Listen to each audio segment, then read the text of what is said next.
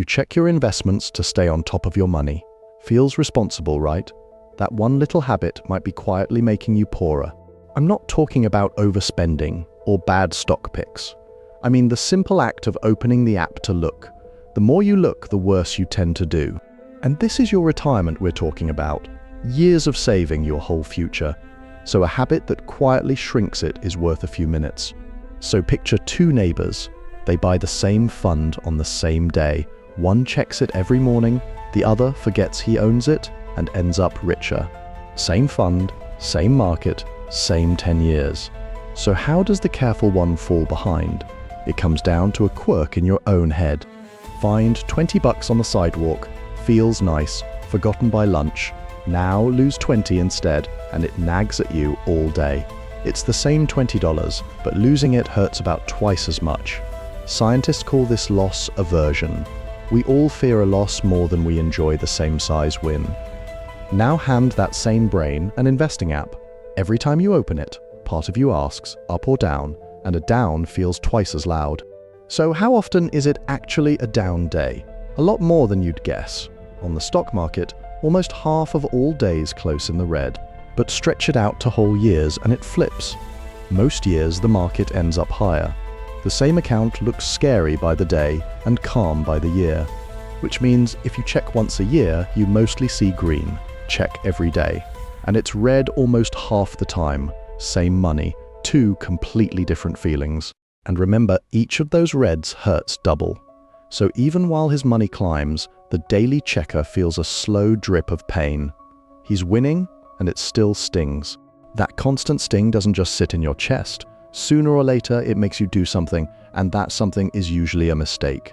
The market drops one ugly week. Our nervous neighbor watches the number fall, and everything in him screams, make it stop. So he sells. Now his money sits in cash, feeling safe, but markets usually bounce back fast, and the biggest jumps often come right after the worst drops, so he misses the best days. Then the market climbs back, feels safe again, so he buys in near the top. He sold low and bought high, the exact opposite of the plan. This isn't just one twitchy guy. Track millions of real investors, and the same thing shows up. People often earn less than the funds they own just from jumping in and out. It almost sounds impossible. The fund goes up, yet the people holding it can end up with less than the fund itself. And that gap is their own timing. So why does the constant checker get hit the hardest? A few researchers actually ran this experiment, and it didn't go the way you'd expect. They had people invest in a pretend market. One group saw their results constantly, the other group only peaked once in a while.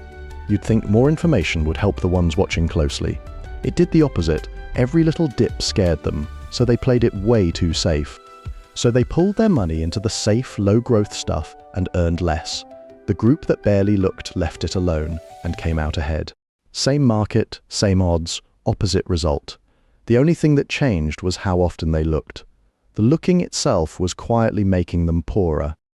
This effect even has a name: myopic loss aversion.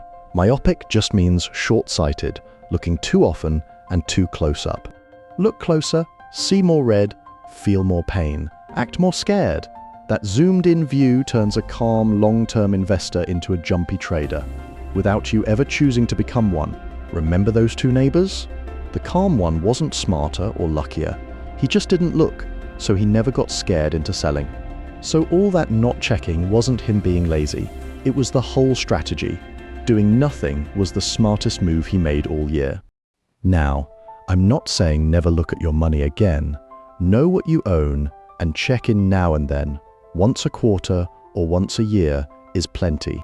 And looking less won't magically make you rich. The market can still fall and stay down for a while. It just stops you being your own worst enemy. The easiest fix is to make the smart choice automatic. Set your money to invest on its own every month. Then close the app and go live your life. Your investments don't need you hovering over them. They mostly just need time and to be left alone. All that watching was never helping you. It was quietly costing you. So next time your thumb drifts toward that app, ask yourself one thing. Am I checking to decide something, or just to feel in control? Sometimes the richest move is to put the phone down